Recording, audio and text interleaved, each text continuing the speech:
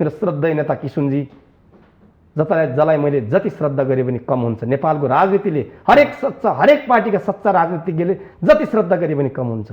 उहाँले सभापतित्व गर्नुभएको थियो 9 महाधिवेशनमा। उहाँले डाक्टर रामशरण महत, महेश आचार्य र प्रदीप गिरी 3 जना नेताहरूलाई प्रशस्त समय उपलब्ध गराएर नेपाल समाजवाद कस्तो हुनुपर्छ, नेपाली जनताको आर्थिक जीवन माथि उठाउनको लागि नेपाली कांग्रेसले कस्तो आर्थिक अर्थनीति लिनुपर्छ भनेर घण्टौं बहस चलाउन लाग्यो थियो। यो कांग्रेस पार्टी भनेको मेरो परिवार हो, म यसको सदस्य हो भन्ने, न कि मेरो परिवार नै पार्टी हो भन्ने होइन। र मलाई मत हाल्ने नहाल्ने म सबैको अभिभावक हो। कम्युनिस्टसँग प्रतिस्पर्धा गर्दाखेरि ओडादेखि केन्द्रसम्म आफूसम्म असहमत मान्छे भए पनि पार्टीभित्रको त्यसलाई निर्धक खुला हृदयले बोलाएर टिकट दिने र आफ्नो व्यक्तिगत सम्पत्ति सार्वजनिक गर्ने। 21 गतेको उम्मेदवारी दर्ता गर्दाखेरि मेरो व्यक्तिगत सम्पत्ति मसँग यो छ, म पार्टीको केन्द्रीय सभापति भइसकेपछि यो सम्पत्तिमा 1 पैसा पनि मैले जोड्ने छैन भनेर लिखित रूपमा प्रतिबद्ध व्यक्त गर्ने। पशुपतिनाथ लाई सम्झेर र हातमा गीता समातेर सार्वजनिक रूपमा गीतालाई छोएर कसम खाने त्यस्तो व्यक्तित्व यो के अरे अब भावी पार्टी सभापति होस् भन्ने चाहना छ। अंश खोसियो भने अदालत गइबाट अंश पाइन्छ र यो अंश उहाँले खोज्नुभयो भने हामी जनताका अदालतमा उहाँले गरेको अन्यायका विरुद्धमा जान विवश नहोस् र उहाँले यो हाम्रो जुन नैसर्गिक अधिकार हो त्यसलाई सुनिश्चित र सुरक्षित गर्नुहुनेछ भन्ने कुरामा म अहिले पनि विश्वस्त छु। पटक मैले तपाईको चाहिँ गरेको 4 पटक लेखेर भेट गरी पाऊँ भनेर भन्दाखेरि भेट नपाएको सभापति, पार्टीका दुईटै महामन्त्री र पार्टीको बालवाला उपसभापतिले तपाईले जिल्ला योभन्दा अगाडिका धेरै विवादहरू थियो जिल्लामा, त्यो कसरी भयो, के कारणले भयो, उहाँका कारणले भयो, मेरा कारणले भयो, ती तफसिलका विषय भयो। पार्टीको बालवाला दुईटा महामन्त्री र पार्टीको उपसभापति उहाँहरूले जिल्ला सभापतिसँग बसेर तपाईले समस्या समाधान गर्नुपर्छ भन्दाखेरि पनि समय नपाएको सौभाग्यशाली कार्यकर्ता र जिल्ला सभापति हो। त्यसलाई अधिवेशन मान्न सकिन्छ? अनि हजारौं डडेलधुराका हजारौं जनताहरू कसैले उस्काएर कसैको इशाराको भरमा सडकमा आउँछन्। 10,000 जनता डडेलधुराको बाग बजारमा तपाईको चाहिँ यो गलत गरेको शेरबहादुर देउवाले चाहिँ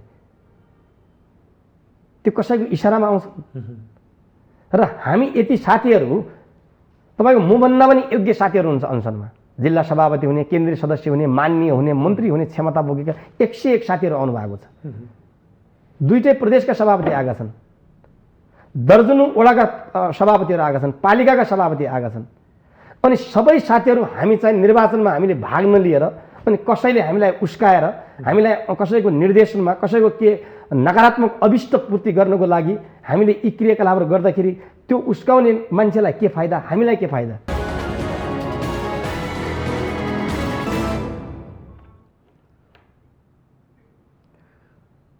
दर्शकबिन नमस्कार।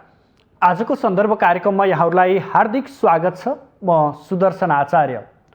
दर्शकबिन, नेपाली कांग्रेसको आसन्न 14औं महाधिवेशनको तयारीमा यति बेला नेता कार्यकर्ताहरू जुटिरहेका छन्। अधिकांश जिल्लाको वडा तहको र पालिका तहको अधिवेशन सम्पन्न भएर केही जिल्लाको जिल्ला अधिवेशन समेत सम्पन्न भइसकेको अवस्था हो। यसो भन्दै गर्दा आफूलाई प्रजातन्त्रको हिमायती ठान्ने नेपाली कांग्रेसभित्र विवाद भने छताछुल्लै छन्। खास गरी केन्द्रमा देखिएको गुटगत राजनीतिको प्रभाव तल्लो तहसम्म पुगेको छ। यसैबीच आज सर्लाहीमा हुने भनेको वडा अधिवेशनमा दुई समूहबीच झडपको अवस्था समेत सृजित भएको छ र त्यहाँ सुरक्षा व्यवस्था कडा पारिएको छ। यसो भन्दै गर्दा सम्पन्न भइसकेको डडेलधुराको जिल्ला अधिवेशनमा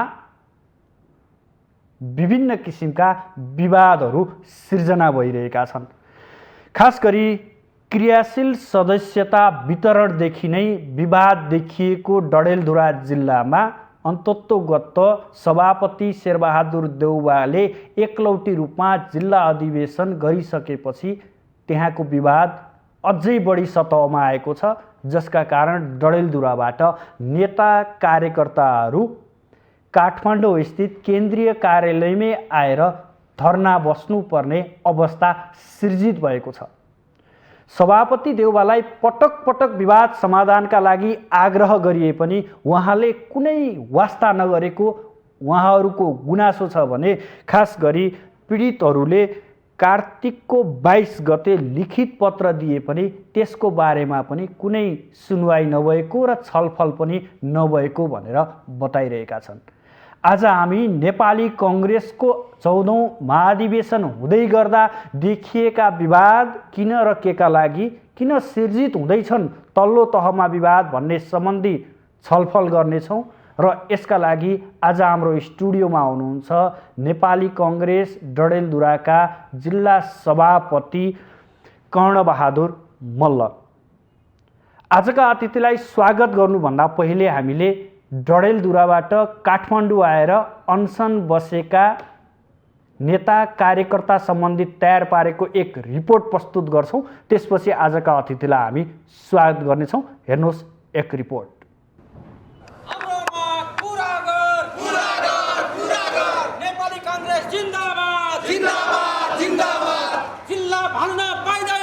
अधिवेशन खारेज गर, अन्याय गर्न पाइदैन। नेपाली काङ्ग्रेसको केन्द्रीय कार्यालय सानेपामा बुधबार फरक किसिमको दृश्य देखिन्थ्यो। त्यहाँ उपस्थित केही युवाहरू ब्यानर टाँस्न हतारिएका देखिन्थे।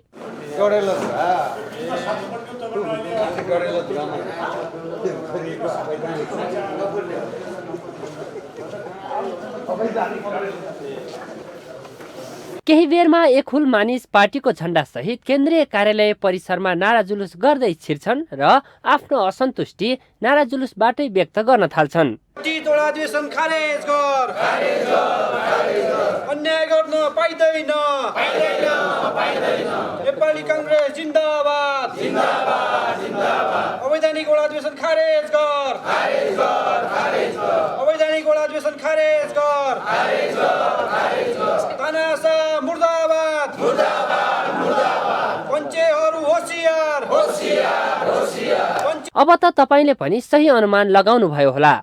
हो, सभापति शेरबहादुर देउवाको गृह जिल्ला डडेलधुरामा ओडा तहदेखि नै अधिवेशन निष्पक्ष नभएको भन्दै पुनः अधिवेशन गर्नुपर्ने माग राखी डडेलधुराबाट केन्द्रसम्म आफ्नो मागको सुनवाई गराउन आइपुगेका काङ्ग्रेस नेता कार्यकर्ताहरू उनीहरू हुन्। केन्द्रीय सभापतिज्यू स्वयंले हामी माथि गरेको अन्याय अत्याचार विधि विधानका खिलाफमा आज आफ्नो 76 जिल्लामा जुन ढङ्गले अधिवेशन गराइराख्नु भएको छ, आफ्नो जिल्लामा एउटा ओडाको जसरी अधिवेशन गराइराख्नु भएको छ, त्यसका खिलाफमा न्यायका लागि यहाँ आएका छौँ र यो अहिलेको आजदेखि हाम्रो यो रिले अनसन औपचारिक रूपमा प्रारम्भ भएको महिला घर परिवार र अहिले यस्तो पार्टीलाई हामीले आफ्नो सिस्टममा जानुपर्छ भनेर यतिसम्म जगाएर अहिले हाम्रो गाउँतिर जाँदाखेरि सिस्टम नहुँदाखेरि हाम्रै विपक्ष पार्टीसँग मोकाबिला गर्दाखेरि लडाइँ गर्दाखेरि त आफ्नो सिस्टम मुछिँदाखेरि चाहिँ दुःख लागेको कुरा हो। पुनः वडा अधिवेशन गर्नुपर्ने माग शीर्ष तहकै नेताहरूले समेत राखे पनि सभापति देउवाले त्यसलाई व्यवस्था गरेका कारण बाध्य भएर केन्द्रमा धाउनु परेको उनीहरूको गुनासो छ। मेरो ओडामा म 5 वर्ष ओडा सभापति भएर मलाई थाहा छैन। म एक गरेर जो कार्यकर्ता मसित हर चुनावमा रात दिन खटिएर हिँड्ने भएका थियो उसलाई मैले दिएका थिएँ कृषि सदस्य, त्योलाई काटेर 10वटा त्यतिकै कसरी थपियो, 16लाई काटिने 10 थपिने, त्यो भए हुनाले मेरो मन्जुर नभए हुनाले म त्यसमा उपस्थित हुन सकेँ। डडेलधुराका कार्यकर्ताको विरोध र नाराबाजी चलिरहँदा परिस्थिति सम्हाल्न आइपुग्नुहुन्छ देउवा पक्षधर नेता तथा रक्षा मन्त्री मिनेन्द्र रिजाल। उनीहरूलाई आश्वस्त तुल्याउने मन्त्री रिजालको प्रयत्न बेकार देखिन्छ, बरु केही बेर भनाभनको स्थिति सिर्जना हुन्छ। तपाईँले कुरा बुझ्नु भएन भाइ, तपाईँले कुरा बुझ्नु भएन। ऊ कर्ण मल्लले सुनाउनुहुन्छ त्यो भने अर्थ के हो? तपाईँले कुरा बुझ्नु भएन। मलाई डडेलधुरा मतलब छैन भने होइन कि तपाईँ सुन्नुहोस्, एकछिन कुरा सुन्नुहोस्। वरिष्ठ नेता रामचन्द्र पौडेल समूहले सभापति देउवालाई भेटेरै डडेलधुराको वडा अधिवेशन रोक्न माग गरेको थियो, तर सत्ताको आडमा अधिवेशन गरेको भन्दै विरोध गरिरहेका डडेलधुरा काङ्ग्रेसका असन्तुष्ट नेता कार्यकर्ता पार्टी केन्द्रीय कार्यालयमै अनसन बस्न आइपुगेका छन्। क्रियाशील सदस्यता विवादमा रौतहटका कार्यकर्ताले महिनौ अघिदेखि थालेको अनसन अझै जारी छ। अब यसमा डडेलधुरे कार्यकर्ता पनि थपिन आइपुगेपछि काङ्ग्रेस मुख्यालय अनसन स्थल नै बनेको छ। महाधिवेशन नजिकै आउँदै गर्दाखेरि सानेपाको यो दृश्यले के साँच्चै नेपाली काङ्ग्रेसको आसन्न महाधिवेशन निष्पक्ष होला त भन्ने प्रश्न उठेको छ। स्वयं पार्टी सभापति शेरबहादुर देउवाको गृह जिल्लामा देखिएको यो विवादले अब नेपाली काङ्ग्रेसको महाधिवेशन निष्पक्ष होला या नहोला भन्ने आशंका बढेको छ। यसमा सभापति देउवा लगायत सम्पूर्ण नेपाली काङ्ग्रेसहरूले यसलाई मनन गर्नु आजको तड्कालो आवश्यकता देखिन्छ। माउन्टेन टेलिभिजन एचडीका लागि क्यामेरामा केशव श्रेष्ठका साथमा बटुकराज गिरी, सानेपा, ललितपुर। दर्शकबिन, हामीले जसरी रिपोर्ट प्रस्तुत गऱ्यौँ, रिपोर्टमा देखिए जस्तै समस्याहरू छन्। ती समस्याहरूलाई निराकरण गर्नको लागि पार्टी सभापति समेत रहनुभएका प्रधानमन्त्री देउवाले चासो नदेखाएको गुनासो छ। डडेलधुरा यो मानेमा पनि विशेष हो, सभापति देउवाको गृह जिल्ला हो। यसमा पनि धेरै अर्थले त्यहाँ विरोध हुनु, त्यहाँका नेता कार्यकर्ताहरू काठमाडौँसम्म आइपुग्नु र रिले अनसनमा बस्नु, यसले कस्तो सन्देश जाला र आगामी नेपाली कङ्ग्रेसको नेतृत्व र नेपाली कङ्ग्रेस कस्तो बन्ला, चासो र प्रश्नको विषय हो। आउनुहोस् आजका अतिथिलाई स्वागत गरौँ। स्वागत छ यहाँलाई माउन्टेन टेलिभिजनमा। धन्यवाद। प्रदेश अधिवेशनमा लाग्नुपर्ने शुक्रबार यहाँहरूको प्रदेश अधिवेशन हुँदैछ। तपाईहरू सुदूरपश्चिमको डडेलधुराबाट रिले अनसन बस्नको लागि काठमाडौँ आइपुग्नु भएको छ र यो चिसोमा पार्टी कार्यालयमा धरना र अनसन बसिरहनु भएको छ। यति बेला तपाईँ नेता कार्यकर्तासँग हुनुपर्ने, शुक्रबारको अधिवेशनको तयारी गर्नुपर्ने, तपाईँ त जिम्मेवार व्यक्ति पनि हो। तपाईँमाथि प्रश्न उठ्छ, यसको जवाब कस्तो आउँछ यहाँबाट? हो, एकदमै निश्चय पनि आज सबै अस्ति 13 जिल्लाका सम्पन्न अधिवेशन भएका जिल्लाहरू बाहेक आज चाहिँ सबै वडा तह, पालिका तह र त्योभन्दा उपल्ला तहका अधिवेशनको तयारीमा जुटिरहेका छन् सबै सभापतिहरू। तर विडम्बना आज केन्द्रीय सभापतिज्यूको जिल्लाको पार्टी सभापति म लगायत हामी सैकडौँ नेता कार्यकर्ता साथीहरू केन्द्रीय कार्यालयमा धरना बस्नुपर्ने, अनसन बस्नुपर्ने एउटा व्यवस्थाबाट यहाँ आइपुगेका छौँ। अब उहाँले केन्द्रीय सभापतिज्यूले जसरी 76 जिल्लामा अधिवेशनका प्रक्रियाहरू अगाडि बढाइराख्नु भएको छ, डडेलधुरामा उहाँले जिल्ला कार्य समितिलाई बाहिर राखेर दुईटा प्रदेशका सभापति सहित साथीहरूलाई बाहिर राखेर, धेरै ठाउँका वडा र पालिकाका सभापतिहरूलाई बाहिर राखेर कहीँ पनि यो नेपाली काङ्ग्रेसको विधान, नेपाली काङ्ग्रेसको परम्परा, नेपाली काङ्ग्रेसको यसै उहाँकै नेतृत्वमा तयार पारिएको निर्वाचन निर्देशिकासँग मेल नखाने ढङ्गले जसरी अधिवेशन गराइराख्नु भएको छ, त्यसैका खिलाफमा त्यही पीडाका कारण आज तपाईँले हामीलाई काठमाडौँमा भेट राख्नु भएको छ र स्टुडियोमा बोलाएर हाम्रा पीडाका बारेमा तपाईँ आफ्नो टेलिभिजनबाट मुखरित गराइदिनु भएको छ। म त्यसका लागि चाहिँ धन्यवाद दिन चाहन्छु। यसको कारण त्यो जिम्मेवारीबाट पूर्ण रूपमा त्यो जिम्मेवारी नेपाली काङ्ग्रेस डडेलधुराको जिल्ला कार्य समितिको सभापतिको हैसियतले 14औं महाधिवेशन अगाडि हाम्रो जिल्लाको 7औं जिल्ला अधिवेशन भव्यताका साथ सम्पन्न गरेर एउटा त्यसलाई पर्वको रूपमा मनाउने ढङ्गले आज हामी कहाँ पश्चिमतिर विशेषतः डडेलधुरामा चाहिँ बडालको मेला र उग्रतारा जाँच चाहिँ असाध्यै प्रसिद्ध धार्मिक जाँचको रूपमा मान्दै आएको छौँ। आज त्यहाँ हाम्रो भाषामा चाहिँ त्यहाँ आज चाहिँ के अरे रतेडी हुँदैछ। आज चाहिँ भोलि दिउँसेडी भन्छ उग्रतारा माताको चाहिँ। तर दुर्भाग्य हामी चाहिँ आफ्नो अधिवेशन र आफ्ना देवी देवताको जातमा हुनुपर्ने, त्यो बिचमा हुनुपर्ने अधिवेशन मात्रै होइन, एउटा पर्वलाई पनि छुटाएर यहाँहरू यहाँ आउनु भएको आज छ। चाहिँ हामीले रतेडी पनि केन्द्रीय कार्यालयमा, दिउँसेडी पनि केन्द्रीय कार्यालयमा बस्नुपर्ने दुःखद अवस्था जो सिर्जना गर्नुभएको छ, त्यो जिम्मेवारी पुरा नगर्न दिने केन्द्रीय नेतृत्व यसमा दुई मत छैन। त्यसै कारण तपाईँ यो अवस्था कहाँबाट सिर्जना भयो र यसको मूल जड चाहिँ कहाँनिर हो, यहीँबाटै सुरु गरेँ म। नेपाली काङ्ग्रेस डडेलधुराको म 12औं महाधिवेशनको पनि पार्टी सभापति र योभन्दा अगाडिको 6औं जिल्ला अधिवेशन जसबाट म दोस्रो पटक पार्टी सभापति भएँ, त्यो अधिवेशन पनि मैले आफै सम्पन्न गरेको। त्यतिखेर केन्द्रीय सभापति स्वर्गीय सुशील कोइराला हुनुहुन्थ्यो। तर किञ्चित कतै पनि हामीलाई क्रियाशील सदस्यता वितरण गर्नमा, नवीकरण गर्नमा यो देशभरि नै पीडा छ। कति पीडा सभापतिहरूले, अहिलेका मेरो समकक्ष सभापतिले व्यक्त गरिराख्नु भएको छ, कति लडिराख्नु भएको छ, कति संवादमै हुनुहुन्छ, कति लड्ने क्रममै हुनुहुन्छ। तर यो पीडा हामीले त्योभन्दा अगाडिको 12औं महाधिवेशन अगाडिका सभापतिहरूलाई 13औं महाधिवेशन अगाडि जिल्ला अधिवेशन गर्दाखेरि किञ्चित हामीलाई कतै पनि केन्द्रीय उसबाट हस्तक्षेप भएन। अरू ठाउँभन्दा अझ चाहिँ डडेलधुरा चाहिँ हुँदै भएन।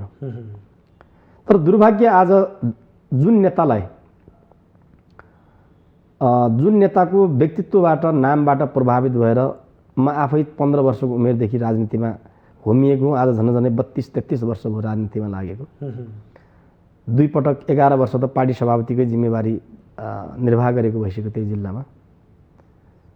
र उहाँलाई निरन्तर 6 पटक प्रतिनिधि सभामा जिताउन र 10औं महाधिवेशनदेखि 13औं महाधिवेशनसम्म उहाँको पार्टी सभापति हुने अभियानमा आफ्नो जीवनभन्दा प्रिय, आफ्ना जन्म दिने मातापिताभन्दा प्रिय र त्यहाँका देवी देवताभन्दा पनि प्रिय मानेर उहाँसँग होमिएका म जस्ता हजारौँ कार्यकर्तामाथि उहाँले जुन अहिलेको यो अवस्था सिर्जना गर्नुभएको छ, यसको जति आलोचना गरे पनि, जति दुःख व्यक्त गरे पनि यो कम नै हुन्छ। जहाँसम्म रह्यो प्रारम्भिक बिन्दु, क्रियाशील सदस्यता नवीकरण गर्ने, नयाँ वितरण गर्ने, मलाई धेरै पछि क्रियाशील सदस्यता फारम दिएको पहिलो चाहिँ उहाँकै निर्देशनमा क्रियाशील सदस्यता फारम रोकिएका थिए। तथापि मैले क्रियाशील सदस्यता प्राप्त गरिसके पश्चात मलाई केन्द्रबाट क्रियाशील सदस्यता वितरण र नवीकरण गर्ने जुन कार्यविधि थियो, महामन्त्रीज्यूले दस्तखत गरेको, मुख्य सचिवज्यूले दस्तखत गरेको, त्यसमा टेकेर 52वटै वडामा 7वटै पालिकामा 2मा हामीले क्रियाशील सदस्यता वितरण गर्ने प्रक्रिया, नवीकरण गर्ने प्रक्रिया र प्रक्रियागत ढङ्गले तपाईँको चाहिँ जिल्ला कार्य समितिको निर्णय गरेर केन्द्रमा पठाउने प्रक्रियाबाट पूर्ण रूपमा हामीले सम्पन्न गरेर पठायौँ। त्यसको डकुमेन्ट्रीहरू पनि छ हाम्रो केन्द्रीय कार्यालयमा। त्यो डकुमेन्ट्री, त्यसका मिटिङहरूका भिजुअलहरू पनि, सबै मिटिङहरूका अडियो भिडियोहरू पनि लिएर हामी उपस्थित भएका छौँ। तर दुर्भाग्य कसले हेरिदिने। र पठाइसकेपछि तहगत रूपमा पठाइएका 460 क्रियाशील सदस्यता काटेर 312 थपेर यहाँबाट जो पठाइयो, विवादको मूल जड भनेको त्यही हो। क्रियाशीलबाटै विवादको सुरु भएको विवाद। अनि त्यो बिचमा मलाई 4 पटक त्यो छानबिन समितिका नेता साथीहरूले बोलाउनु भयो। उहाँहरूसँग मैले 4 पटक धेरै समय उहाँहरूसँग खर्चिनुपर्ने अवस्था भयो। अन्ततोगत्ता उहाँहरूले कति निरीह गरेर के भन्नुभयो भने, सभापतिजी, तपाईँ जिल्ला सभापतिजी, तपाईँले भनेको कुरा ठिक छ, तपाईँले अवलम्बन गरेका विधि पनि ठिक छन्, प्रक्रिया पनि ठिक छ, कहीँनिर पनि प्रश्न गर्ने किञ्चित ठाउँ छैन। तर दुर्भाग्य ती जिन्दै हुनुहुन्छ, उहाँ मर्नु भएको छैन। दुर्भाग्य यो केन्द्रीय सभापतिको जिल्ला, हामी विवश भएर जे केन्द्रीय सभापतिले भन्नुहुन्छ त्यो बाहेक हामी तलमाथि गर्न हामी सक्दैन भन्नुभयो। तथापि हामी आशातीत थियौँ।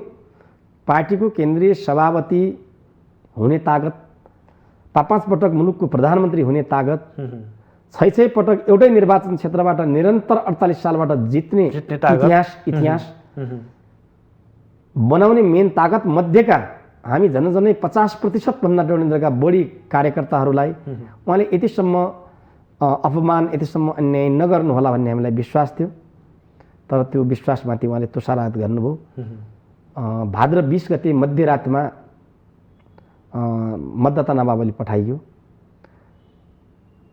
अनि 22 गते जिल्ला कार्य समितिको मैले बैठक राखेँ निर्वाचन अधिकृत सहितको उपस्थितिमा र त्यहाँ वाद विवाद भयो। एउटा निर्वाचन अधिकृतले उपस्थितिमा दस्तखत गर्न मान्नु भएन, अर्को क्रियाशील सदस्यता नामावली यही अधिवेशनकै बारेमा वाद विवाद भइसके पश्चात मैले जिल्ला कार्य समितिको बैठक केही छिनका लागि स्थगित राखेँ।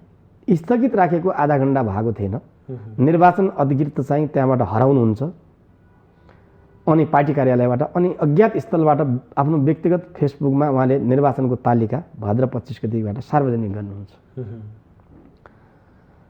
त्यस पश्चात हामीले बैठक निरन्तर जारी राख्यौँ। जुन साथीभाइ पूर्ण रूपमा अहिलेको केन्द्रीय सभापति सम्मानीय प्रधानमन्त्रीले संरक्षण गरिराख्नु भएको छ ती साथीहरू बाहिरिनु भयो र डडेलधुरा जिल्ला कार्य समिति 20 जनाको छ अहिलेको विधान तह, जसमध्येका 13 जना साथीहरूले हामीले चाहिँ यो यथास्थितिमा अधिवेशन स्थगित गरेको निर्णय गर्यौँ। त्यहाँ तपाईँहरूको बहुमत थियो, स्पष्ट बहुमत छ, अहिले पनि छ। निर्णय गर्यौँ। निर्णय गरिसकेपछि अनि तत्काल हामीले केन्द्रीय कार्य समितिलाई जानकारी गरायौँ, लेखेर पनि मौखिक रूपमा पनि मुख्य सचिवलाई, निर्वाचन समितिमा पनि जानकारी गरायौँ र त्यसको 23 गते वडा र पालिका सभापतिहरूको बैठक भयो। उहाँहरूले पनि त्यही निर्णय गर्नुभयो, यथास्थितिमा हामी अधिवेशनमा जानु हुँदैन भनेर। र यी प्रक्रियाहरू यी प्रक्रियाहरू चालु नै थिए र 24 गते बेलुका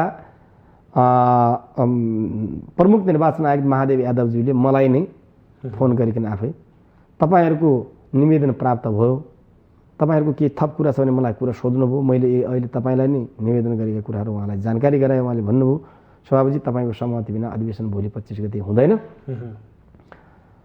तपाईँ यो कुरामा ढुक्क हुनुहोस्, तर अधिवेशन गर्नु नै पर्छ एक दिन, तपाईँका आन्तरिक विवादहरू केन्द्रीय नेतृत्वसँग छलफल गरेर टुङ्ग्याउनुहोस् भन्नुभयो।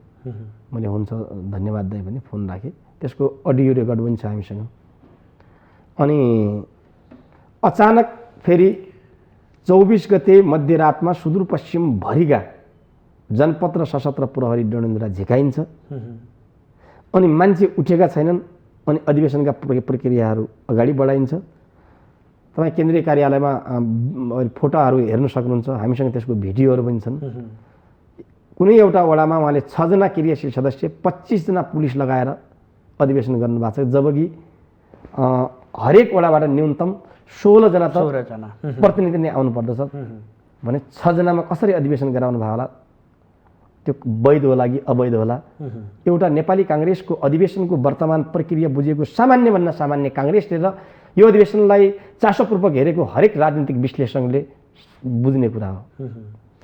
त्यसपछि धेरै ठाउँमा क्रियाशील सदस्यको सङ्ख्याभन्दा दोब्बर प्रहरी प्रशासनको घेरामा उहाँले अधिवेशनका प्रक्रिया अगाडि बढाउनु भयो। त्यसपछि हामीले 29 गते प्रमुख निर्वाचन आयोगलाई सम्बोधन गरेर उजुरी दियौँ, जुन उजुरीको छिनोफानो आजको दिनसम्म भएको छैन। र दसैँ अगाडि हामी 11 दिन पार्टी कार्यालयमा सैकडौँ साथीहरू रिले अनसन बस्यौँ डडेलधुराको पार्टी कार्यालयमा। त्यो अनसन बसिसके पश्चात पार्टीबाट पार्टीका प्रभावशाली नेता डाक्टर शेखर कोइराला, अर्जुन नरसिंह केसी, गुरु घिमिरे लगायतका नेताहरू जानुभयो र उहाँहरूले अधिवेशन स्थगित गराउनु भयो। र त्यो दिन झन्नै 10,000 डडेलधुराका काङ्ग्रेसजनहरूले त्यो अभियानमा उपस्थित भएर स्वतस्फूर्त रूपमा उपस्थित भएर समर्थन जनाउनु भयो।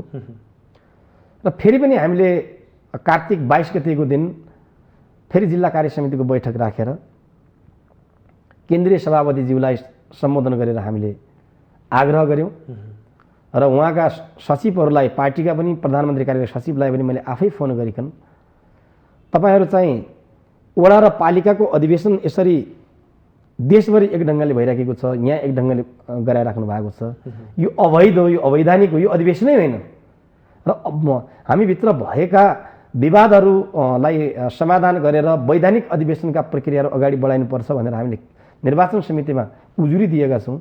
यसको छिनोपानो भएको छैन र मक्सिर 3 गते प्रदेश अधिवेशन र मक्सिर 6 गते जिल्ला अधिवेशन भनेर तालिका आएको छ। यसको लागि श्रद्धेय केन्द्रीय सभापतिज्यूले हामीलाई समय प्रदान गरी हामी सबैलाई अभिभावकत्व हुने गरिकन वैधानिक ढङ्गले सबै साथीहरूको संलग्नता हुने गरिकन अधिवेशनका प्रक्रियाहरू अगाडि बढाइदिनु लागि अभिभावकत्व ग्रहण गरिदिनलाई पुनः एकपटक हामी हार्दिक अपिल गर्दछौँ भने लेखेर शुद्ध पठायौँ।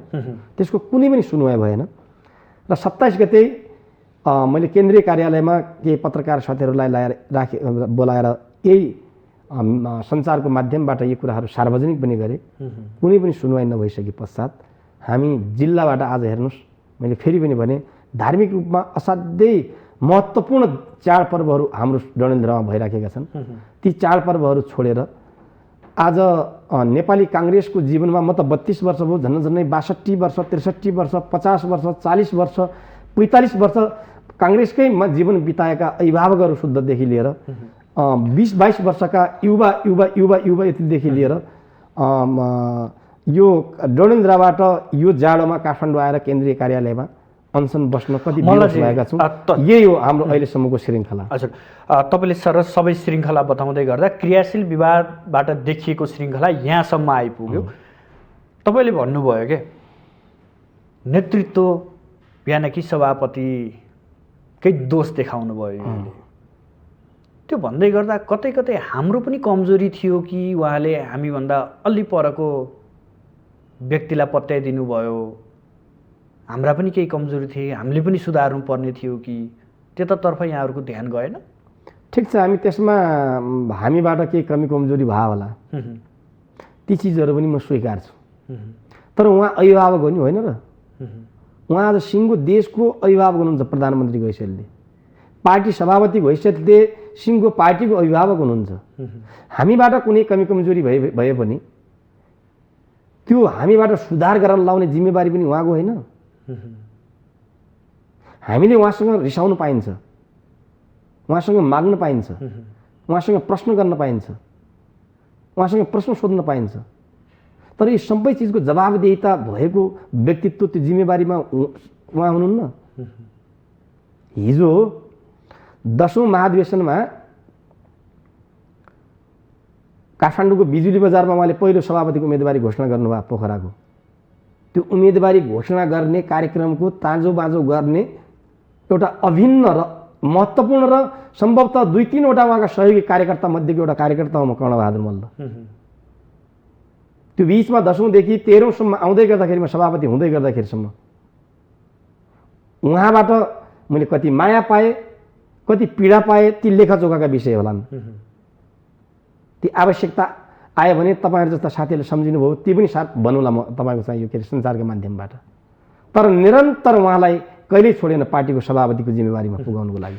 र यो भन्दै गर्दाखेरि उहाँले पार्टीको 13औं महाधिवेशनमा लेखेर आफै दस्तखत गरेर हरेक महाधिवेशन प्रतिनिधिलाई म निरन्तर पार्टीभित्रको न्यायका लागि, पार्टीभित्रको समानताको लागि, पार्टीलाई पूर्ण लोकतान्त्रिकरण गर्नको लागि र पार्टीभित्र किशुनजी र गणेशमानजी जस्तै अपमानित भएर कुनै पनि काङ्ग्रेसले बाँच्नु पर्ने अवस्था कहिल्यै नआउन दिनका लागि मैले यो पटक र सम्भवतः अन्तिम पटकका रूपमा तपाईँहरूका बिचमा सभापतिको उम्मेदवारी मैले दिएको छु। मलाई एकपटक मतदान दिनुहोस् भनेर उहाँले मुखले मात्र भन्नुभएको छैन, दस्तखत गरेर दिनुभएको छ।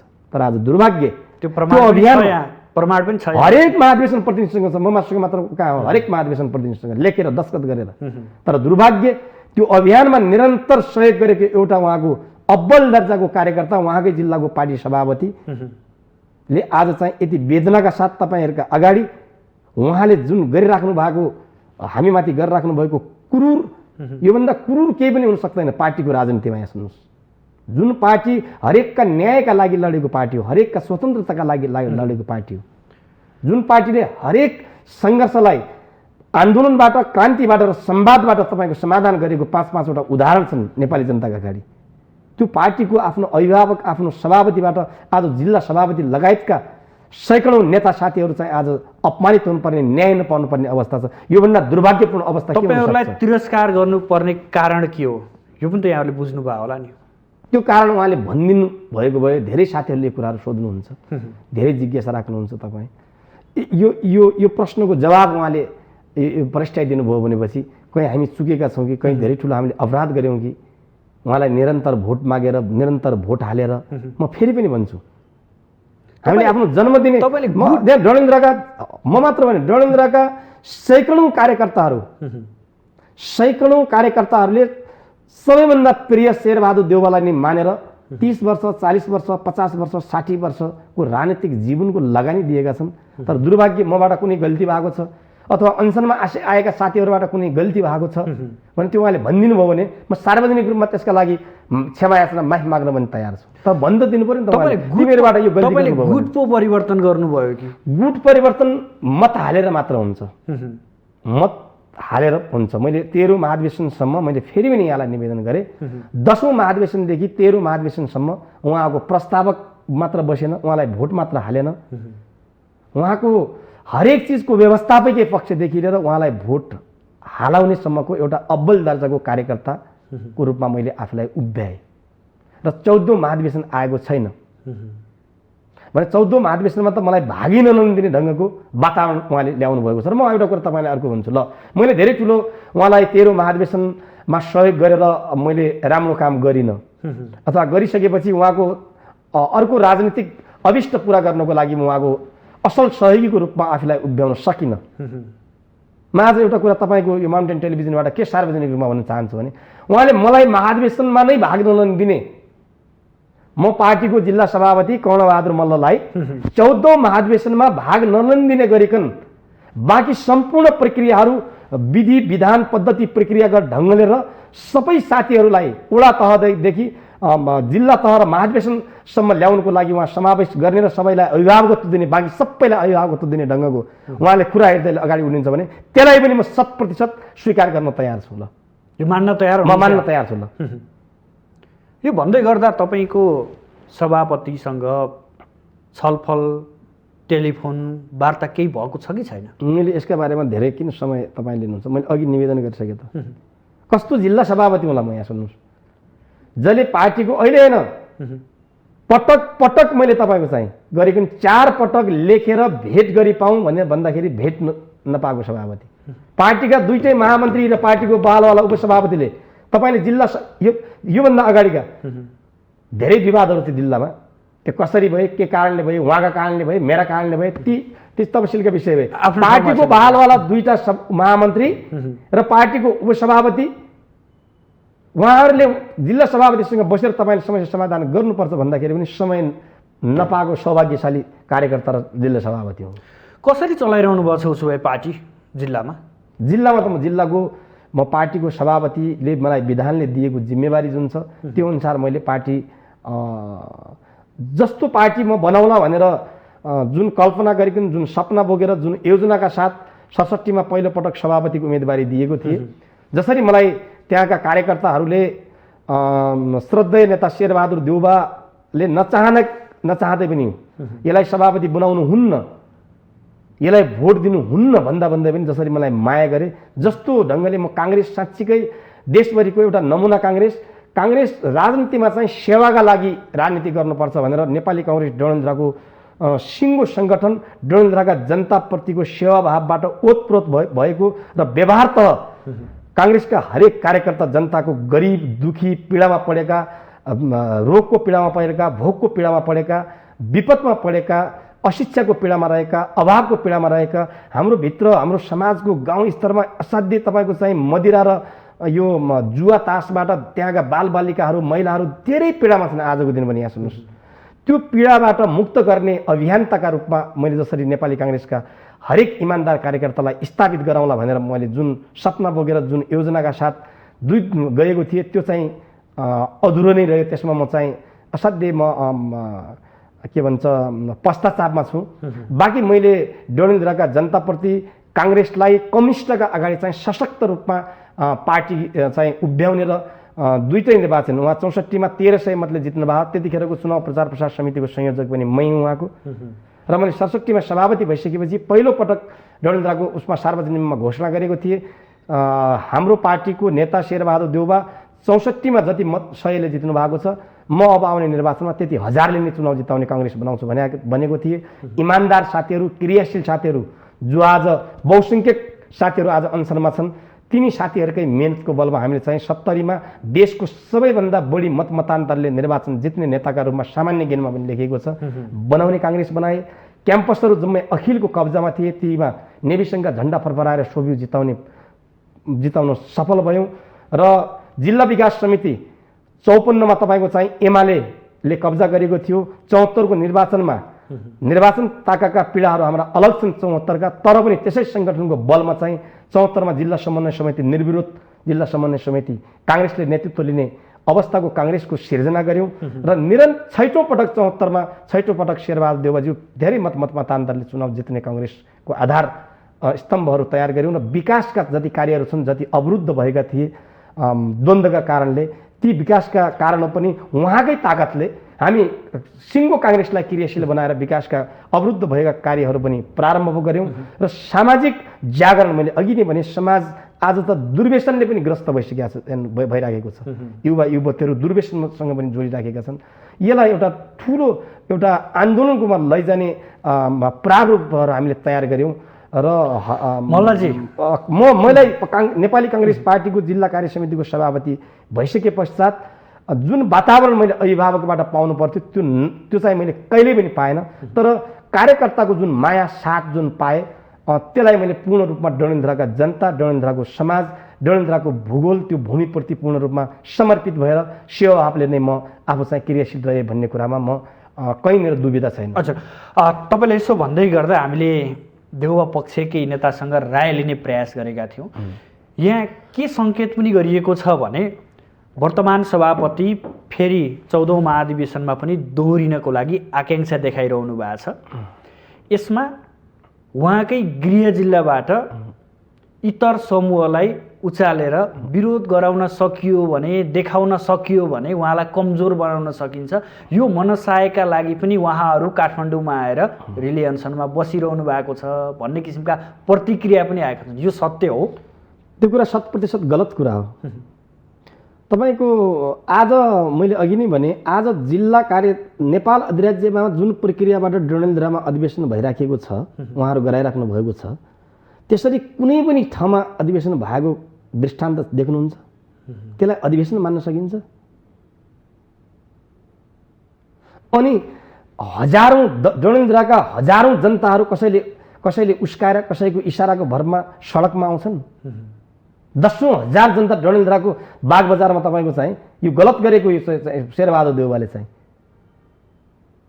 त्यो कसैको इसारामा आउँछ र हामी यति साथीहरू, तपाईँको मभन्दा पनि योग्य साथीहरू हुन्छ अनसनमा, जिल्ला सभापति हुने, केन्द्रीय सदस्य हुने, माननीय हुने, मन्त्री हुने क्षमता बोकेका 101 साथीहरू आउनु भएको छ। दुईटै प्रदेशका सभापति आएका छन्, दर्जनौं वडाका सभापतिहरू आएका छन्, पालिकाका सभापति आएका छन्। अनि सबै साथीहरू हामी चाहिँ निर्वाचनमा हामीले भाग नलिएर अनि कसैले हामीलाई उस्काएर, हामीलाई कसैको निर्देशनमा कसैको के नकारात्मक अभिष्ट पूर्ति गर्नको लागि हामीले यी क्रियाकलापहरू गर्दाखेरि त्यो उस्काउने मान्छेलाई के फाइदा, हामीलाई के फाइदा? यस्ता किसिमका यो हल्का कुराहरू, केटाकेटी कुराहरू, अराजनीतिक कुराहरू, अहिलेको अधिवेशनसँग कुनै तुक र मेल नखाने, मान्छेका जीवन समर्पण भएका छन् अनि मान्छे रहर ल्याउँछन् अनसन बस्नलाई। 1 जना, 2 जना, 10 जना, 20 जना मान्छे हो। पार्टीका आधिकारिक जिम्मेवारीमा बसेका मानिसहरू डडेलधुरादेखि काठमाडौँसम्म अनसनमा बस्न आउन लागि रहर हुन्छ। कसैको निर्देशन, कसैको के अभिष्ट पुरा गरेर कसैले उसको के अभिष्ट पुरा हुन्छ त? ऊ मान्छेको अभिष्ट के पुरा हुने त्यो नेताको, र हामीलाई त्यसको फाइदा के हुने? पनि यी मनगणन्ते कुराहरू, यसमा कुनै पनि तुक छैन, यसको कुनै पनि पिच छैन, यसको कुनै पनि आधार छैन, यसको कुनै पनि तथ्य छैन। तथ्यपरक, तथ्यहीन कुराहरू मान्छेलाई कसैलाई के यो उगाउनुको लागि यसको कुनै पनि मिनिङ हुँदैन, मिनिङलेस कुराहरू हुने।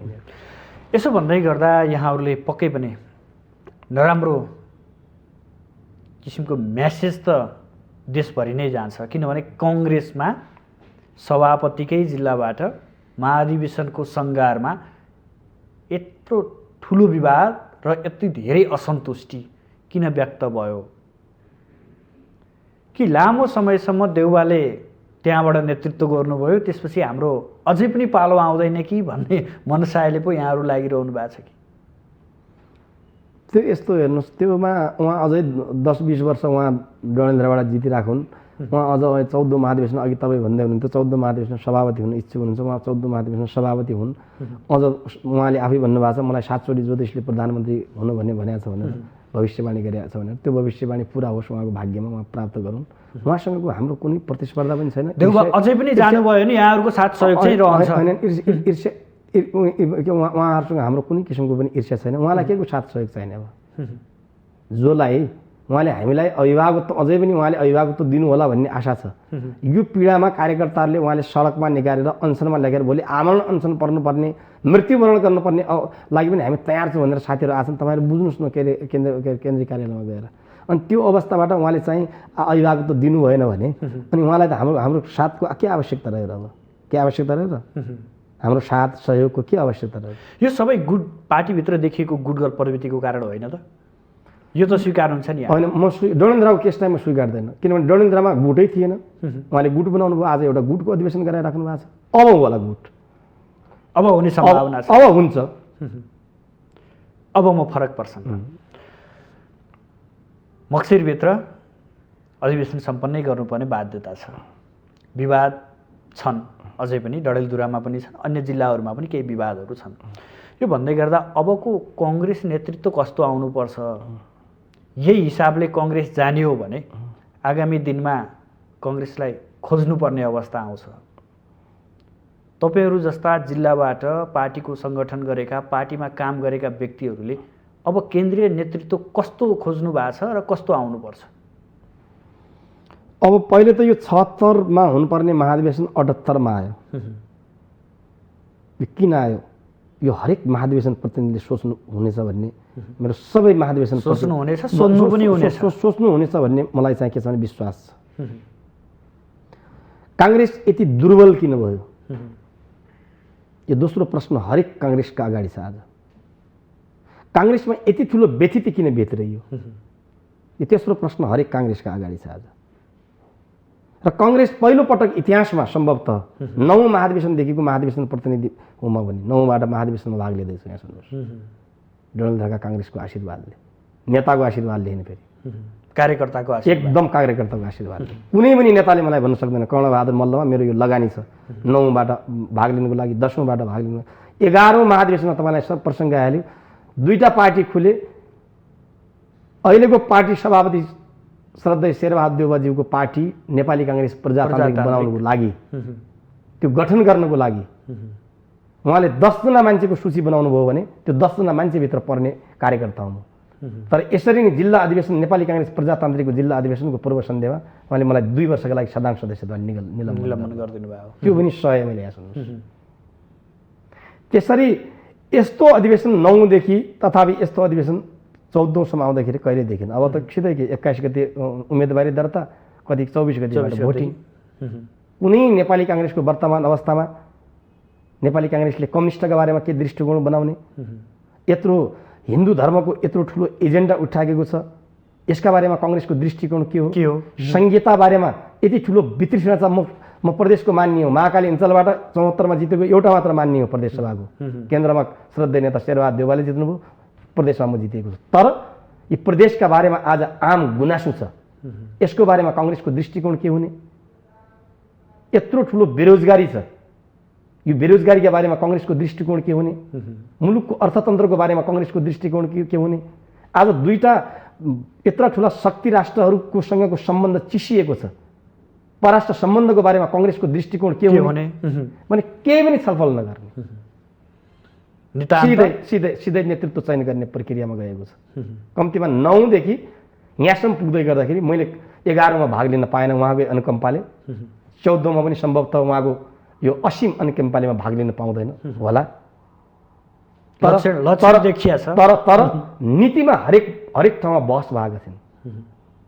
आज पनि मलाई स्मरण छ, मेरो श्रद्धेय नेता किशुनजी जसलाई मैले जति श्रद्धा गरे पनि कम हुन्छ। नेपालको राजनीतिले हरेक पार्टीका सच्चा राजनीतिज्ञले जति श्रद्धा गरे पनि कम हुन्छ। उहाँले सभापतित्व गर्नुभएको थियो 9 महाधिवेशनमा। उहाँले डाक्टर रामशरण महत, महेश आचार्य र प्रदीप गिरी 3 जना नेताहरूलाई प्रशस्त समय उपलब्ध गराएर नेपाल समाजवाद कस्तो हुनुपर्छ, नेपाली जनताको आर्थिक जीवन माथि उठाउनको लागि नेपाली काङ्ग्रेसले कस्तो आर्थिक अर्थनीति लिनुपर्छ भनेर घन्टौँ बहस चलाउन लाग्यो थियो। ती कुराहरू त आजभोलि नेपाली काङ्ग्रेसले पोलेर खायो घन्टौँ लागेको थियो। आज मैले स्मरण आयो बनाए सुन्नुहोस्। तर दुर्भाग्य आज त्यही किशुनजी, त्यही गणेशमानजी त्यस्ता मूर्धन्य नेतृत्वहरूबाट त्यसैले त म सोध्दैछु आउँदैछु गिरिजाप्रसाद कोइराला जस्ता क्रान्तिकारी नेताहरूसँग बिपी कोइरालाले पत्याएका नेताहरूको पुस्ता अहिले पनि छ। दुर्भाग्य आज कस्तो निर्णय गर्नु। काङ्ग्रेसले वर्तमान अवस्थामा कुनै पनि नीतिका बारेमा बहस नगर्ने, सिधै 21 गते उम्मेदवारी दर्ता, 24 गते मतदान प्रक्रिया सुरु। अनि अब त्योबाट कस्तो नेतृत्व होला तपाईँ कल्पना गर्नुहोस् न। त्यही कारण कम्तीमा कङ्ग्रेसलाई प्रधान मान्ने, कङ्ग्रेसलाई यो कङ्ग्रेस पार्टी भनेको मेरो परिवार हो, म यसको सदस्य हो भन्ने, न कि मेरो परिवार नै पार्टी हो भन्ने होइन। र मलाई मत हाल्ने नहाल्ने म सबैको अभिभावक हो। कम्युनिस्टसँग प्रतिस्पर्धा गर्दाखेरि ओडादेखि केन्द्रसम्म आफूसम्म असहमत मान्छे भए पनि पार्टीभित्रको त्यसलाई निर्धक खुला हृदयले बोलाएर टिकट दिने र आफ्नो व्यक्तिगत सम्पत्ति सार्वजनिक गर्ने। 21 गतेको उम्मेदवारी दर्ता गर्दाखेरि मेरो व्यक्तिगत सम्पत्ति मसँग यो छ, म पार्टीको केन्द्रीय सभापति भइसकेपछि यो सम्पत्तिमा 1 पैसा पनि मैले जोड्ने छैन भनेर लिखित रूपमा प्रतिबद्ध व्यक्त गर्ने, पशुपतिनाथ र लाई सम्झेर र हातमा गीता समातेर सार्वजनिक रूपमा गीतालाई छोएर कसम खाने त्यस्तो व्यक्तित्व यो के अरे अब भावी पार्टी सभापति भन्ने चाहना छ नेपाली काङ्ग्रेसमा छ। मेरो चाहना हो त्यो। अहिले देखिएका नेतृत्वमा आउने नेताहरूमा छ कि छैन यो कुरा देख्नु भएको छ? आउन सक्छन्, धेरै दावेदार छन्, यो भित्रबाट कुनै आउन सक्छन्। अब अन्तमा डडेलधुराको समस्या समाधान के? डडेलधुराको समस्या समाधान वंशजको आधारमा नागरिकता प्राप्त गरेको कुनै पनि छोराछोरीहरूले आफ्नो मातापितासँग उनको नाउँमा भएको सम्पत्तिमाथि संविधान तह, अहिलेको संविधान तह स्वतः उनको अंश लाग्ने प्रावधान छ। त्यो प्रावधान जस्तै नेपाली काङ्ग्रेसको केन्द्रीय सभापति माथि उनको राजनीतिक राष्ट्रिय अन्तर्राष्ट्रिय व्यक्तित्व उचाइ अहिलेको जिम्मेवारीमा देशभरिका काङ्ग्रेस र देशभरिका जनताको हक छ। अरूभन्दा डडेलधुराका हामी सबै काङ्ग्रेसको अलि बढी हक छ, किनभने उहाँलाई हामी प्रत्यक्ष निर्वाचन जिताउने मतदाता भएको हुनाले। र त्यो हक एक र हरेक काङ्ग्रेसका कार्यकर्ताहरूले, वडा सभापतिले, पालिका सभापतिले, प्रदेश सभापतिले, जिल्ला सभापतिले र हरेक क्रियाशील सदस्यले जसरी अधिवेशनमा भाग लिन पाउने विधान तह, नियमावली तह, उहाँले नै तय गरेर पठाउनु भएको निर्वाचन निर्देशिका तह जुन हक छ त्यो हक उहाँले खोज्नुहुन्न। र अंश खोजियो भने अदालतबाट अंश पाइन्छ र यो अंश उहाँले खोज्नुभयो भने हामी जनताका अदालतमा उहाँले गरेको अन्यायका विरुद्धमा जान विवश नहोस् र उहाँले त्यो यो हाम्रो जुन नैसर्गिक अधिकार हो त्यसलाई सुनिश्चित र सुरक्षित गर्नुहुनेछ भन्ने कुरामा म अहिले पनि विश्वस्त छु। पहल त्यहीँबाट थालिनुपर्छ। हस्, यहाँसम्म आइदिनु भयो, आफ्नो महत्त्वपूर्ण विचार व्यक्त गरिदिनु भयो, यसको लागि यहाँलाई विशेष आभार। तपाईँ सहित माउन्टेन टेलिभिजनलाई धेरै धेरै धन्यवाद। दर्शकबिन, आज हामी विशेष गरेर नेपाली काङ्ग्रेस डडेलधुरामा देखिएको समस्या के हो र डडेलधुराबाट नेता कार्यकर्ताहरू पार्टीको केन्द्रीय कार्यालय सानेपामा आएर किन रिलियन्सनमा बसिरहेका छन्, जड के हो र समाधान कसरी, यो विषयमा केन्द्रित रहेर बहस गऱ्यौँ। यसका लागि आज हाम्रो अतिथि हुनुहुन्थ्यो नेपाली काङ्ग्रेस डडेलधुराका पार्टी सभापति कर्णबहादुर मल्ल। भोलि नयाँ विषयवस्तु र नयाँ अतिथिका साथ उपस्थित हुनेछौँ। आजलाई भने बिदा दिनुहोस्। नमस्कार।